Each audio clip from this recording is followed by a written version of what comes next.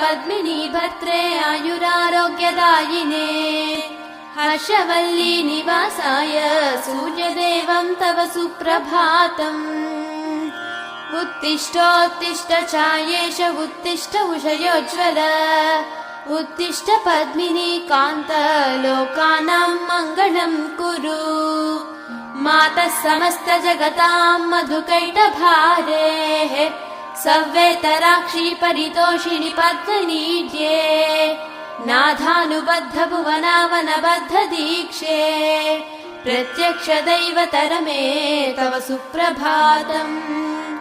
छाये किलाश्रित वरप्रद कल्पकल्पे विस्वाप्तधाम निलयामल दिव्यभासे आयाहि शीघ्रमघनासिनि संश्रितानां